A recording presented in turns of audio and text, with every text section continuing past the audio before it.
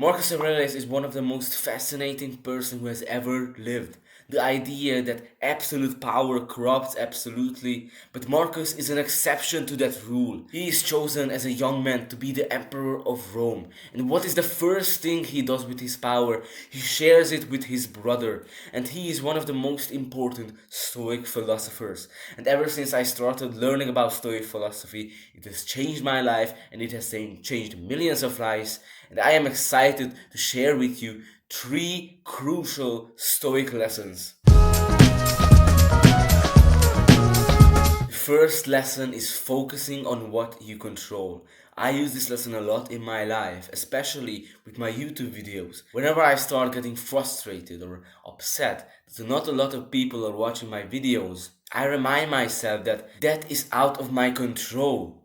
And the thing that is in my control is how I react to people not watching my videos. And I also control the quality of my videos that I make, so I focus on that. And instead of crying about it and complaining, I use it as a reminder that I still got a lot to improve. Because I do not control how many views I get. Some things are up to us and some things are not. It's that simple. And Epictetus says that our task in life is to discern what is up to us and what is not up to us. And then focus only on what we control and ignore the rest. Most things in life is not in our control. What other people do is not in our control. What other people think about us, what other people say, the weather, it's all not in our control. But we do have control over how we respond to situations. We do control our opinions about something. We do control how we act. We do control our thoughts about something. We do control how we behave. These are all in our control and we must focus on them. Does this mean that you don't care about what's happening in the world and around you? Of course not. The Stoic doesn't ignore the world's problems. They just focus on what we can do about that problem and what is in our control, and that is where we put our time and energy instead of wasting time with useless tasks and complaining. So as an actionable step in whatever you're facing right now, maybe you got an exam coming up, take out a piece of paper and write it down. What are the things outside of your control and what are the things in your control? For example, if you got the test coming up, it's not in your control what you're going to get on that test, but it is in your control. Whether or not you study enough, it is in your control. How you respond to that test, it is in your control. Whether or not you're going to worry about that test or not. So take out a piece of paper right now while watching this video, pause the video and write down what's in your control and what's not in your control about the thing that you're facing right now.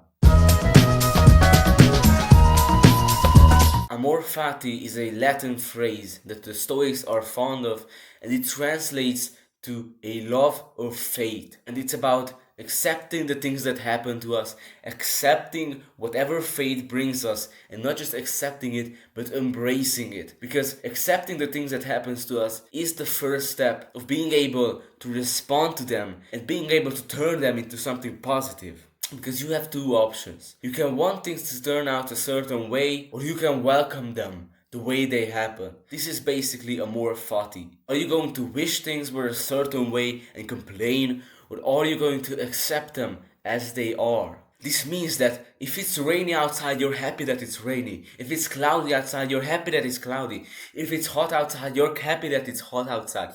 If you're short, you're happy that you're born short. If you're tall, you're happy that you've been born tall. You accept things as they are and you make the most out of it. Being happy with the things as they are, you can't change the cards that you've been dealt. You've been given what you've been given and get to work using that. This is hard to do when you're going through hard times, but you gotta remember that when you look back on the bad things that have happened in your life, after some time you come to accept them and maybe even be grateful for them, because that breakup, that failure, that embarrassing moment is what made you who you are today. Without them, you wouldn't be here. But in that moment, we don't think that. We're fighting it, resenting it, wishing it wasn't here. But if you're going to accept it later, or even feel good about it, why delay it?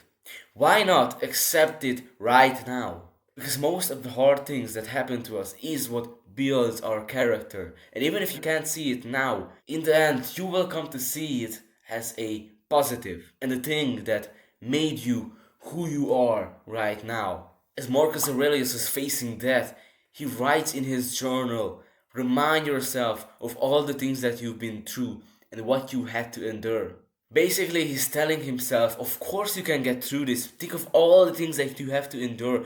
Think of all the things that have happened to you in your life. And this is how we also gotta think about when getting through today. You can get through this. You have been through much worse. Think about all the things that you had to endure so far. You can endure this too. If you were able to do it back then and all that many times, you're going to be able to do it right now too. So this is a powerful idea. Use your past experience to inspire you and motivate you. Because that is life. Life involves pain. You're going to die and everyone around you will die. But that is life and you either accept it or not. And to resist it means to not love life itself. You're probably busy most of the time, I'm busy, but how much of the things that we're busy with actually matter? Marcus Aurelius says, ask yourself with everything you do and say, is this necessary? Because most of what we do and say is not essential. People told us to do it, or it's always been the way that we've been doing it, but do you actually need to do it? If you would die tomorrow, would you be still doing it? Would you be doing it in the way that you're doing it? When you ask this, you eliminate so much of the tasks that you don't need to do, and you do fewer things, but you do them much better. This is actually one way that I stopped procrastinating. When I needed to study or work, and I was watching some random thing on YouTube wasting time, and I remembered reading about this and watching a video about Marcus Aurelius, and I asked myself the question, is this necessary? And of course the answer was not, and I got back to studying and doing the work that I had to be done. So as an actionable step for the next 24 hours, ask yourself this question about everything you do and say. Is this necessary? And these actionable steps are very important because if you don't do them, you'll probably forget the video 30 minutes later. And trust me, I am talking from experience. I watched all these self-improvement videos, and if I don't take action in like 1 or 2 days, I'm most likely going to forget it. This is why I put these into my videos, these actionable steps, so that you can remember and learn these concepts better from my videos. So I hope that I could provide you with some value, and I hope that I was able to help you with these 3 Stoic lessons. I am doing free one-on-one calls with my free coaching calls with you. So if you're interested, you can contact me. I'll leave my email in the description. So I hope that this video was helpful. Have a great day. Goodbye.